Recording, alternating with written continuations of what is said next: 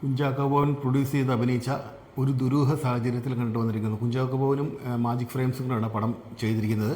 രണ്ടുപേരും കൂടെ ഒരുമിച്ചാണ് പ്രൊഡ്യൂസ് ചെയ്തിരിക്കുന്നത്. പടം ഒരു വാച്ച് മൂവി എന്ന് വെച്ചാൽ ഒരു ഭയങ്കര സീരിയസ് മൂവിയാണ്. പെർഫോമൻസിൽ എല്ലാവരും തകർത്തിട്ടുണ്ട്. പെർഫോമൻസ് അത് കുഞ്ചാക്കോ ബോബൻ, സജിൻ ഗോവൻ, അംബാൻ, പിന്നെ നമ്മുടെ ദിലീഷ് പോത്തൻ ബെഡ് കഥാപാത്രമായിട്ടാണ് കാണിക്കുന്നത്. പുള്ളിക്ക് ഒരു കട്ടിലെ മാത്രം കിടന്ന് തകർത്ത് അഭിനയിച്ചിട്ടുണ്ട്. ഒരു വയനാട് ബേസ്ഡ് പടമാണ്. ഒരു മാവോയിസ്റ്റ് ബന്ധവും അങ്ങനെയുള്ള പടമായിട്ടാണ് കാണിക്കുന്നത്. ഇൻട്രോവൽ വരെ നമുക്ക് എന്താണെന്ന് തോന്നുന്നു, ഇൻട്രോവൽ അതിൽ നിന്ന് മുന്നോട്ട് പോകുന്നില്ലോ എന്നുള്ളൊരു മട്ടായിട്ട് തോന്നുന്നു ഇൻട്രോവൽ വരെ. പക്ഷേ ഇൻട്രോവൽ കഴിഞ്ഞ് പടം പെർഫോമൻസിൽ തകർത്തിട്ടുണ്ട്. കുഞ്ചാക്കോ ബോബൻ കയറി മെയ്യുമാണ് അവസാനത്തെ ക്ലൈമാക്സ് സീനിലൊക്കെ കയറി തകർക്കുവാണ് കുഞ്ചാക്കോ ബോബൻ.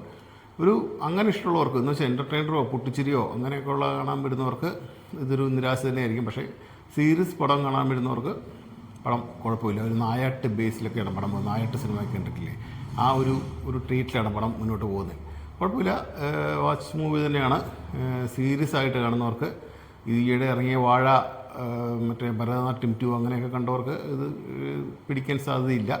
ഇതൊരു serious cinema, Nayattu, officer on duty അങ്ങനെയൊക്കെ കാണാൻ, അങ്ങനെയൊക്കെ അത് കണ്ട് ഇഷ്ടമുള്ളവർക്ക് പടം ഏതായാലും പിടിക്കും. ഇവർ രണ്ടുപേരും പ്രൊഡ്യൂസർ ഏതായാലും കണ്ടു തന്നെയാണ് കുഞ്ചാക്കോ ബോബൻ പടം പ്രൊഡ്യൂസ് ചെയ്തിരിക്കുന്നത്.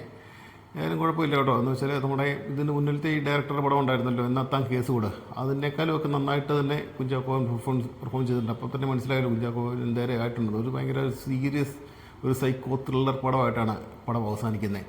കുഴപ്പമില്ല, സീരിയസ് പടം ഇഷ്ടമുള്ളവർക്ക് ഒന്ന് വന്ന് കാണാം ഒരു ദുരൂഹ സാഹചര്യത്തിൽ. ഓക്കെ.